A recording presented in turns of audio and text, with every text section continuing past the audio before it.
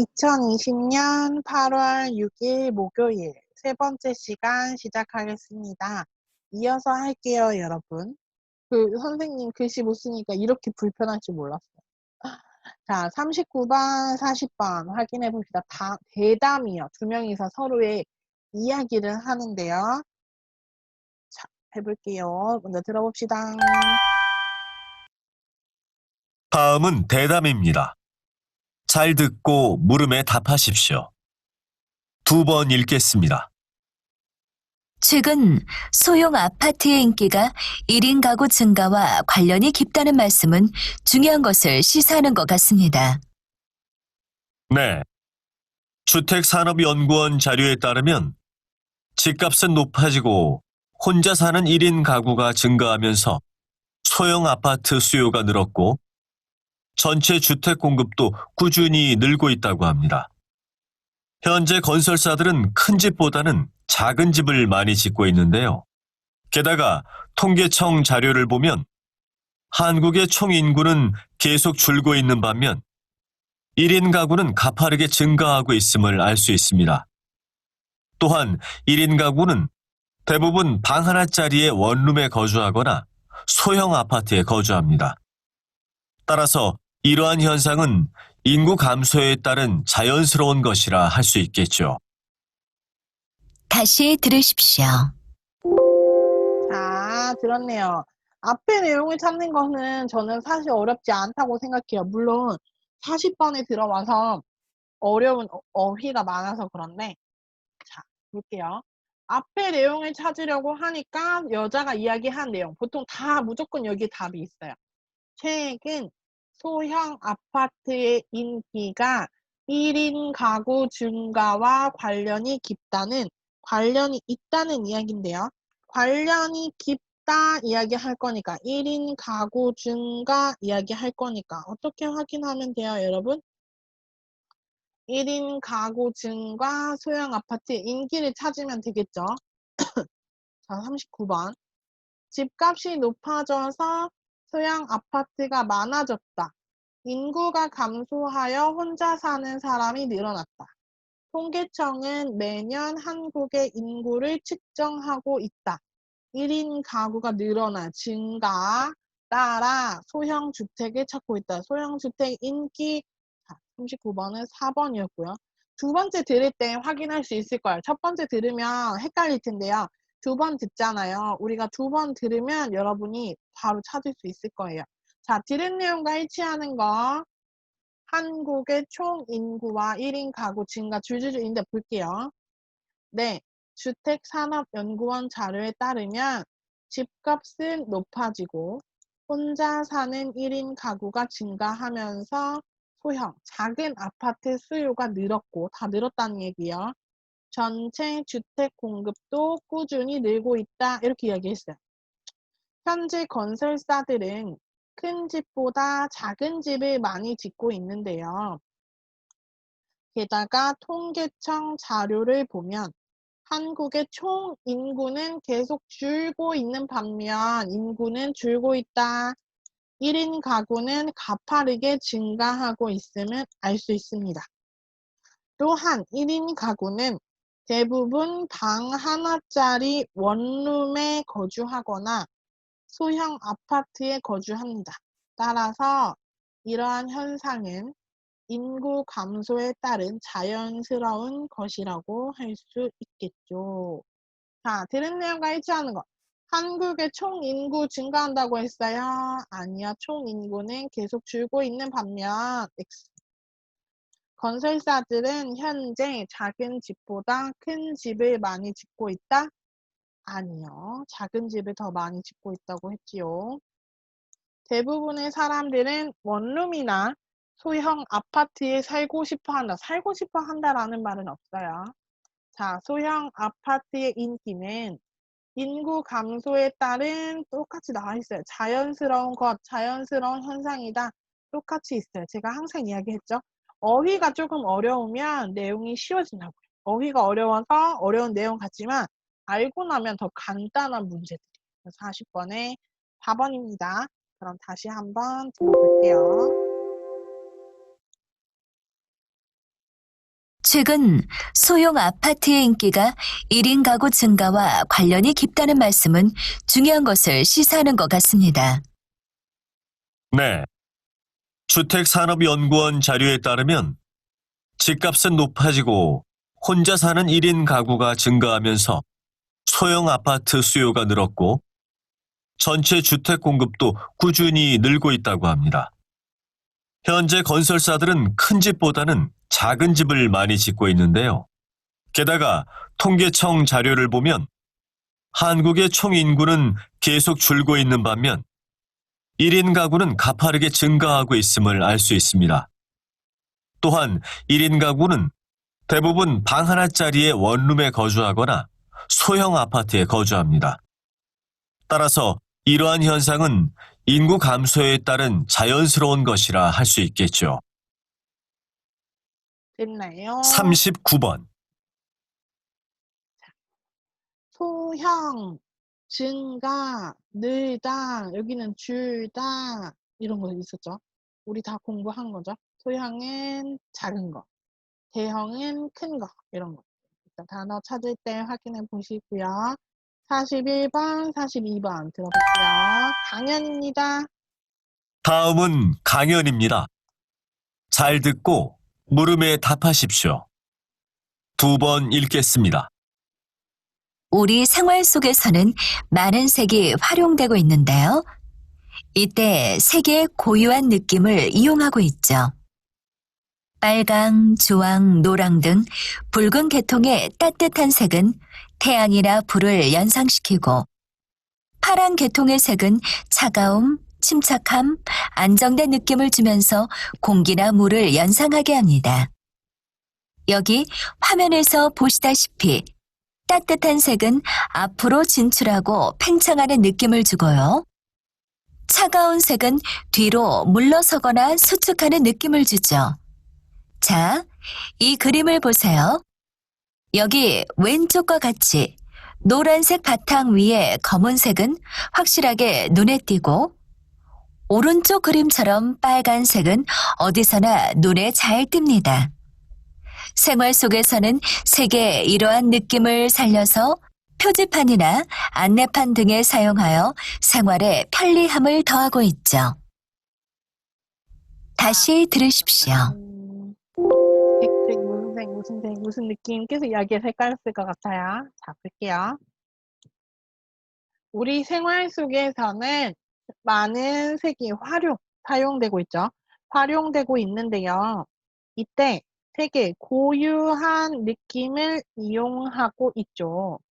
빨강, 주황, 노랑 등 붉은 계통의 따뜻한 색은 태양이나 불을 연상 생각하게 하고요. 파란 계통의 색은 차가움, 침착함, 안정된 느낌을 주면서 공기나 물을 연상 생각하게 합니다. 여기 화면에 보시다시피 따뜻한 색은 앞으로 진출, 나가고 팽창, 커지는 느낌이고요. 차가운 색은 뒤로 물러서거나 수축, 줄어드는 느낌을 주죠. 자, 이 그림을 보세요. 여기 왼쪽과 같이 노란색 바탕 위에 검은색은 확실하게 눈에 띄고 오른쪽 그림처럼 빨간색은 어디서나 눈에 잘 띕니다. 생활 속에서는 색의 이러한 느낌을 살려서 표지판이나 안내판 등에 사용하여 생활의 편리함을 더하고 있죠. 이렇게 이야기합니다. 자, 이 강연의 중심 내용으로 맞는 거 색 이야기하고 생활 속에서 마지막에 색의 이러한 느낌, 색의 느낌을 사용하여 표지판이나 안내판 등의 생활의 편리함 똑같이 얘기하죠. 4번. 자, 중심 내용이니까 하고 싶은 이야기죠. 색의 특징을 이해하는 것이 중요하다. 중요하다는 말은 없죠. 사람들의 느낌에 따라 색을 배치하는 방법이 다르다. 이 말은 없어요. 표지판이나 안내판에 다양한 색을 사용하는 것이 좋다. 다양한 색을 사용하는 것이 좋다라는 말이 없어요. 다양한 색을 사용하고 있지만 자, 42번. 들은 내용과 일치하는 것을 고르시기. 이거 어려웠을 거예요. 왜냐면 차가운 색은 뒤로 물러서거나 수축하다라는 말이 있고요. 여기는 팽창하다라는 말이 있었어요. 서로 반대입니다. 팽창하다는 늘어나는 거고요. 수축하다는 줄어듭니다. 그래서 수축하다가 줄어들다랑 똑같다는 것을 모르면 풀 수 없어요. 1번. 차가운 색은 줄어드는 느낌을 준다. 그쵸? 수축하다니까 줄어들다. 요걸 알아야 하는 거죠. 자, 팽창하다는 늘어나요. 수축하다는 줄어들어요. 요거 확인하셔야 돼요. 생활 속에는 따뜻한 색이 많이 쓰인다. 따뜻한 색뿐만 아니라 여러 색깔이고요. 노란색과 검은색은 어디에서나 눈에 잘 띈다. 어디에서나 나오지 않았고요. 빨강은 눈에 들어온다. 태양을 연상시킨다. 태양을 연상시키지만 눈에 들어온다. 이런 말은 뒤에서 나와있죠. 들어와서 연상시킨다는 말이 없어요. 정답은 1번. 다시 한번 들어볼게요. 보면서.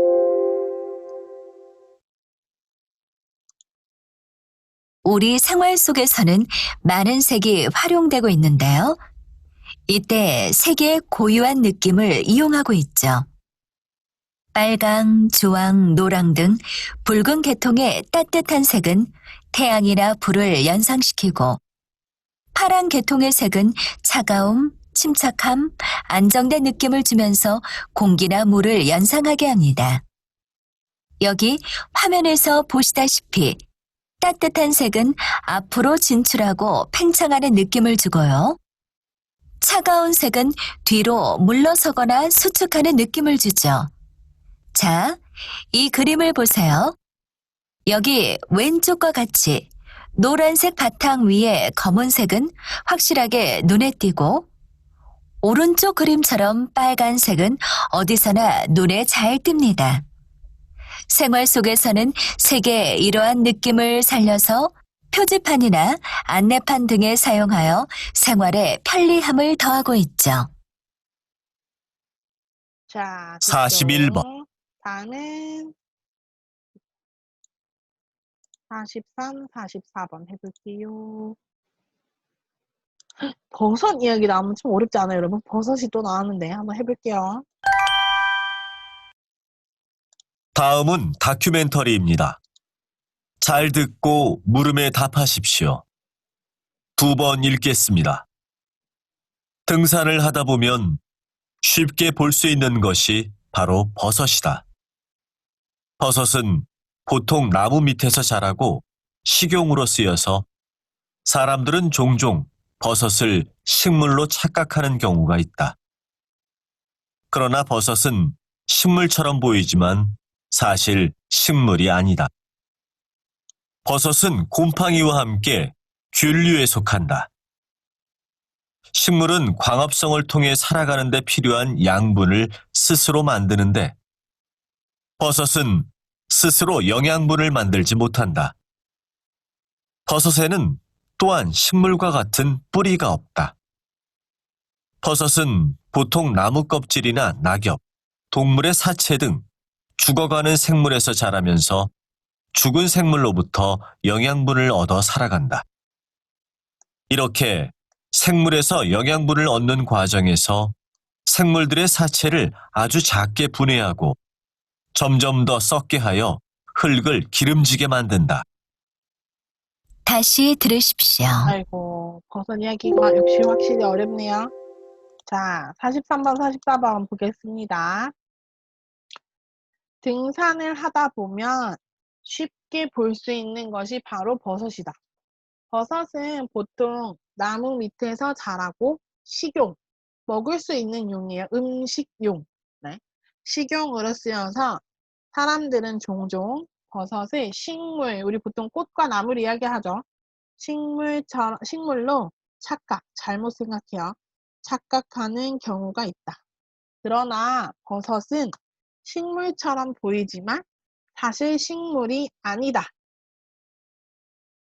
버섯은 곰팡이와 함께 균류에 속한다. 바로 찾을 수 있었어요. 버섯은 식물처럼 보이지만 곰팡이와 같은 균류이다. 그쵸? 식물이 아니에요. 곰팡이와 같은 균류이다. 여기 바로 나왔어요.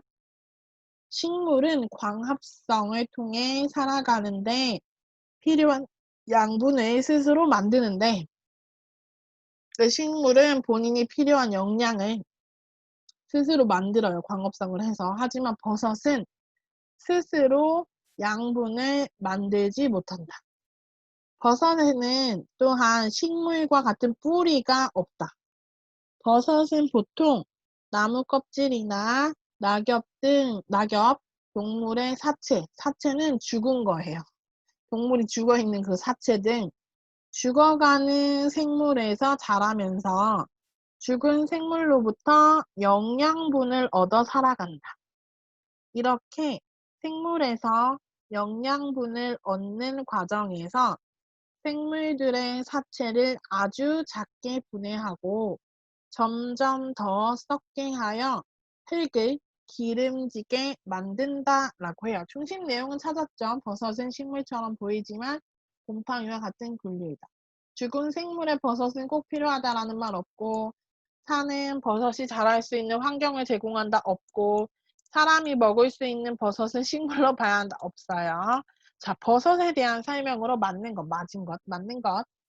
버섯은 나무와 함께 식용으로 널리 쓰인다. 버섯이 식용은 맞아요. 하지만 나무와 함께니까 나무랑 같이 식용입니까? 아니죠. 버섯만 식용이에요. 버섯은 곰팡이와 다르게 광합성을 하는 식물이다. 버섯은 식물이 아니라고 했죠. 버섯은 생물의 영양분을 흡수하여 결국 생물을 죽게 만든다. 아니었어요. 죽은 것, 사체 등 죽어가는 생물에서 자라면서 죽은 생물로부터 영양분을 얻는다고 했어요. 죽은 거예요. 죽게 만드는 게 아니라 죽은 거에서 얻는 거죠. 4번. 버섯은 자라는 데 필요한 양분을 스스로 만들어낼 수 없다. 스스로 만들어낼 수 없다고 했죠. 그래서 죽어가는 사체에 붙어 있다고 했지요. 자, 정답은 4번이었네요. 한 번 듣고 다시 들어볼게요. 한 번 듣고 다시. 다음은 다큐멘터리입니다. 잘 듣고 물음에 답하십시오. 2번 읽겠습니다. 등산을 하다 보면 쉽게 볼 수 있는 것이 바로 버섯이다. 버섯은 보통 나무 밑에서 자라고 식용으로 쓰여서 사람들은 종종 버섯을 식물로 착각하는 경우가 있다. 그러나 버섯은 식물처럼 보이지만 사실 식물이 아니다. 버섯은 곰팡이와 함께 균류에 속한다. 식물은 광합성을 통해 살아가는 데 필요한 양분을 스스로 만드는데 버섯은 스스로 영양분을 만들지 못한다. 버섯에는 또한 식물과 같은 뿌리가 없다. 버섯은 보통 나무 껍질이나 낙엽, 동물의 사체 등 죽어가는 생물에서 자라면서 죽은 생물로부터 영양분을 얻어 살아간다.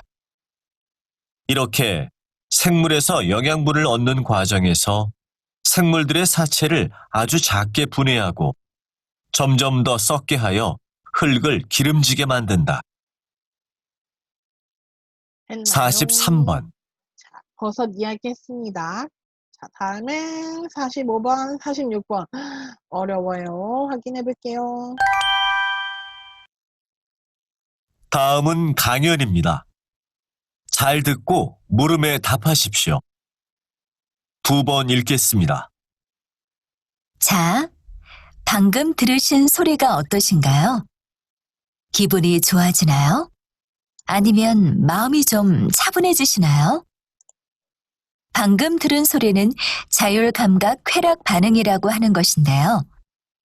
자율감각 쾌락 반응이란 뇌를 자극해 심리적인 안정을 유도하는 것으로 바람이 부는 소리, 연필로 글씨를 쓰는 소리, 바스락거리는 소리 등이 이에 해당합니다.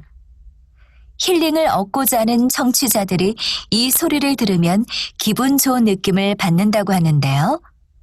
이러한 소리의 쾌감은 사람마다 다릅니다. 그러나 이 현상은 과학적 증거나 검증된 자료가 거의 없기 때문에 이와 같은 소리에 대해서는 여전히 논란이 있습니다. 불면증 치료 등의 효과가 있다고는 하나 이에 대해서는 입증된 자료가 없어서 의학적 목적으로 사용하거나 이를 맹신하면 안 되겠습니다. 다시 들으십시오. 자, 됐나요? 어렵죠. 모르는 말이 많아서. 저도 그래요. 자, 여자가 이야기합니다. 자, 방금 들으신 소리가 어떠신가요? 소리. 기분이 좋아지나요? 아니면 마음이 좀 차분해지시나요? 방금 들은 소리는 자율감각 쾌락 반응. 모르지만 그렇구나. 자율감각 쾌락 반응이라고 하는 것인데요. 설명하고 있어요. 그대로. 자율감각 쾌락 반응이란 뇌를 자극해 심리적인 안정을 유도. 뇌를 자극해 심리적인 안정까지 나왔는데 유도 나왔어요. 바람이 부는 소리, 연필로 글씨를 쓰는 소리, 바스락거리는 소리 등이 이에 해당합니다. 똑같이 이야기했죠. 자율감각 쾌락 반응이란 뇌를 자극해 심리적인 안정을 유도하는 소리이다. 자, 힐링을 얻고자 하는 청취자, 소리를 듣는 사람들이에요. 이 소리를 들으면 기분 좋은 느낌을 받는다고 하는데요. 이러한 소리의 쾌감은 사람마다 다릅니다. 그러나 이 현상은 과학적인 증거나 검증된 자료가 거의 없기 때문에 이와 같은 소리에 대해서는 여전히 논란이 있습니다. 불면증 치료 등의 효과가 있다고는 하지만 이에 대해서는 입증된 자료가 없어서 의학적 목적으로 사용하거나 이를 맹신, 무조건 믿으면 안 되겠습니다. 라고 하고 있어요. 자, 이런 처음엔 자율감각 쾌락 반응에 이런 게 있습니다. 라고 설명을 하고 좋은 느낌을 받는다. 하지만 이거는 믿으면 안 된다. 라고 하고 좋은 점이나 나쁜 점 이야기 하나 하고 있는 거죠. 정답은 1번인데요. 자, 효율성을 역설하고 있다. 아니죠. 치료를 권장 그런 것도 부작용에 대한 우려, 걱정도 없습니다. 좋은 건 이건데 의학적으로는 사용할 수 없으니까 조심해야 한다. 맹신하면 안 된다. 맹신은 여러분 무조건 믿는 거예요. 그렇게 하면 안 돼요. 라고 이야기를 하고 있는 거죠. 그래서 장단점을 설명하고 있습니다. 이야기요. 여러분 여기는 자율감각 쾌락 반응이라고 하는데요. 요즘에는 이거를 ASMR이라고 해서 ASMR이라고 해서 영어로도 이야기하거든요. 그래서 요즘 유행하는 거예요. 사람들이 막 파도 소리, 비 오는 소리 이런 소리를 들으면서 마음이 편해지니까 잠도 잘 자고 이런 거 그런 것 때문이에요. 그래서 불면증 있는 환자들 아니죠. 사람들이 이런 걸 들으면서 잠을 잔다 해서 유행이니까 나중에 또 토픽이 나올 수 있으니 기억해 두십시오. 그러면 한 번 더 들어볼게요. 자, 방금 들으신 소리가 어떠신가요? 기분이 좋아지나요? 아니면 마음이 좀 차분해지시나요? 방금 들은 소리는 자율감각 쾌락 반응이라고 하는 것인데요. 자율감각 쾌락 반응이란 뇌를 자극해 심리적인 안정을 유도하는 것으로 바람이 부는 소리, 연필로 글씨를 쓰는 소리, 바스락거리는 소리 등이 이에 해당합니다. 힐링을 얻고자 하는 청취자들이 이 소리를 들으면 기분 좋은 느낌을 받는다고 하는데요. 이러한 소리의 쾌감은 사람마다 다릅니다. 그러나 이 현상은 과학적 증거나 검증된 자료가 거의 없기 때문에 이와 같은 소리에 대해서는 여전히 논란이 있습니다. 불면증 치료 등의 효과가 있다고는 하나 이에 대해서는 입증된 자료가 없어서 의학적 목적으로 사용하거나 이를 맹신하면 안 되겠습니다. 자, 됐나요? 45번. 어렵지만 그래도 연습을 해야 되니까. 그래서 오늘은 여기까지 할게요, 여러분. 고생하셨어요.